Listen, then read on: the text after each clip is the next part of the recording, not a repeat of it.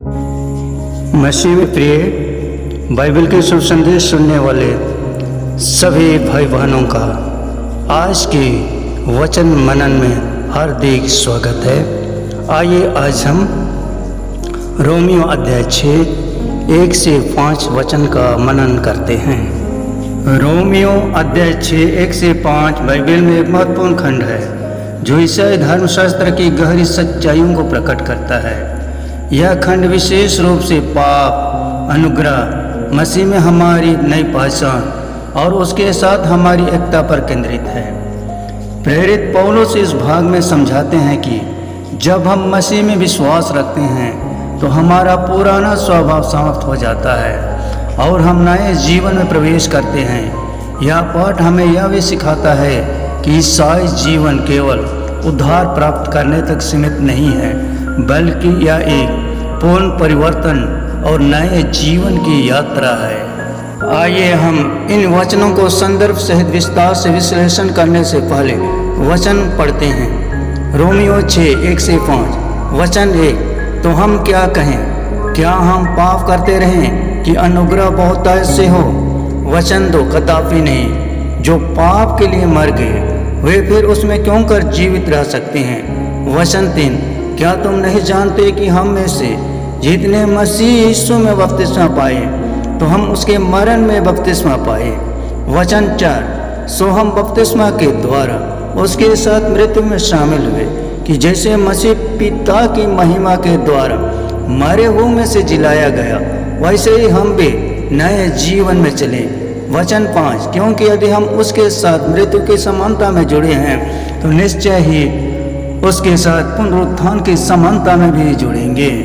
प्रेरित पौलुस ने रोमियो को पत्र लगभग 57 से 58 ईस्वी में लिखा, जब वे तीसरी मिशनरी यात्रा पर थे। यह पत्र मसीह विश्वास की आधारभूत शिक्षाओं को स्पष्ट करता है, विशेष रूप से उद्धार, विश्वास, अनुग्रह और धार्मिकता पर। रोमियो की पत्री मसीही धर्मशास्त्र का आधार माना जाता है और यह बताता है कि उद्धार केवल विश्वास से प्राप्त होता है, न कि व्यवस्था के कार्यों से। पिछले अध्याय रोमियो 5:20 में लिखा है, और व्यवस्था बीच में आ गई कि अपराध बहुत हो, परंतु जहाँ पाप बहुत हुआ वहाँ अनुग्रह उससे भी कहीं अधिक हुआ। में पौलुस ने अनुग्रह और विश्वास द्वारा धार्मिकता के विषय में चर्चा की।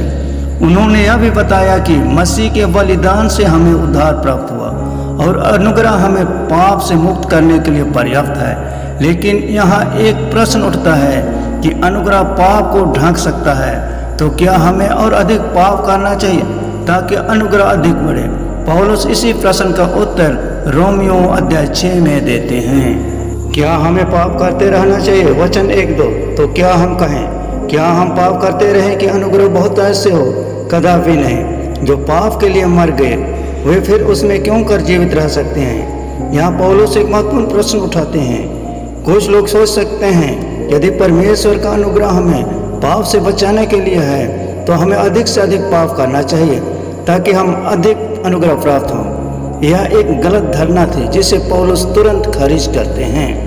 पौलुस इस विचार का पूरी तरह से विरोध करते हैं। मसीही जीवन पाप में बने रहने के लिए नहीं, बल्कि उसे छुटकारा पाने के लिए जो पाप के लिए मर गए। यहाँ मसीही विश्वासियों की नई स्थिति को दर्शाया गया है। जब कोई मसीह में विश्वास करता है तो पाप के लिए मर चुका होता है, अर्थात वह अब पाप के दासत्व में नहीं रहता। वे फिर उसमें क्यों कर जीवित रह सकते हैं? इसका अर्थ है कि यदि हम वास्तव में मसीह में विश्वास रखते हैं तो हमें पाप से दूर रहना चाहिए और उसमें नहीं रहना चाहिए। आध्यात्मिक शिक्षा। मसीह में विश्वास करने का अर्थ पाप को जारी रखना नहीं है, बल्कि उसे मुक्ति पाना है। अनुग्रह का उद्देश्य पाप को बढ़ावा देना नहीं, बल्कि उसे हराना है। यदि हम वास्तव में मसीह में मरे हैं तो हमें पाप से अलग होकर जीना चाहिए। बपतिस्मा और मसीह में हमारी पहचान। वचन 3 और 4। क्या तुम नहीं जानते कि हम में से जितने मसीह यीशु में बपतिस्मा पाए तो हम उसके मरण में बपतिस्मा पाए? सो हम बपतिस्मा के द्वारा उसके साथ मृत्यु में शामिल हुए कि जैसे मसीह पिता की महिमा के द्वारा मरे हुए में से जिलाया गया, वैसे ही हम भी नए जीवन में चलें। यहाँ पौलुस बपतिस्मा का उपयोग एक प्रतीक के रूप में करते हैं जो मसीह के साथ हमारी एकता को दर्शाता है। बपतिस्मा पाए जब कोई व्यक्ति जल और पवित्र आत्मा से बपतिस्मा लेता है तो यह प्रतीकात्मक रूप से उसके पुराने पापी स्वभाव की मृत्यु को दर्शाता है। उसके मारण में बपतिस्मा पाए मसीह बपतिस्मा केवल एक धार्मिक अनुष्ठान नहीं है, यह मसीह की मृत्यु के साथ हमारी आत्मिक पहचान को दर्शाता है।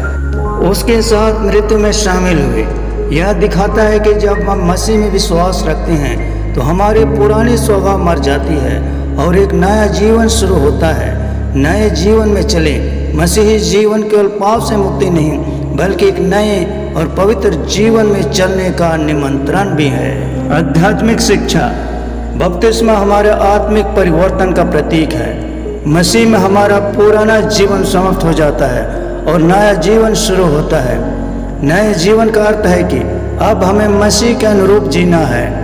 मृत्यु और पुनरुत्थान में एकता, क्योंकि यदि हम उसके साथ मृत्यु की समानता में जुड़े हैं तो निश्चय ही उसके साथ पुनरुत्थान की समानता में भी जुड़े रहेंगे।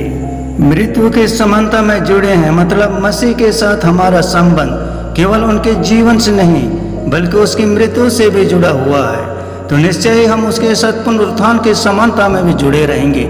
यदि हम मसीह की मृत्यु में सहभागी होते हैं तो हमें उनके पुनरुत्थान की आशा भी है। मसीह के साथ मरना हमें उनके पुनरुत्थान में भागीदार बनाता है। ईसाई जीवन केवल बलिदान नहीं बल्कि महिमा और आनंद जीवन की आशा भी है।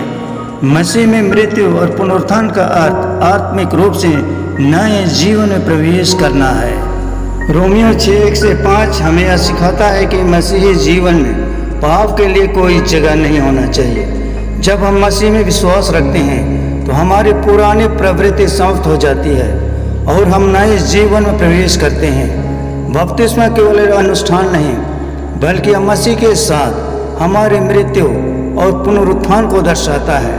मुख्य शिक्षाएं। हमें पाप में नहीं रहना चाहिए बल्कि अनुग्रह के अनुसार नया जीवन जीना चाहिए। बपतिस्मा हमारे आत्मिक मृत्यु और पुनरुत्थान का प्रतीक है। मसीह में विश्वास रखने से हमें पाप से मुक्ति और आनंद जीवन की आशा मिलती है। इसलिए हमें मसीह में नए जीवन में चलने के लिए बुलाया गया है जो पवित्रता, आज्ञाकारिता और अनुग्रह से परिपूर्ण है। दोस्तों, आज के इस शुभ संदेश के द्वारा आप लोगों को कुछ नया सीखने को मिला हो तो कमेंट करके ज़रूर बताएं। और अगर आप चैनल में नए हैं तो लाइक, शेयर और सब्सक्राइब करना ना भूलें। धन्यवाद।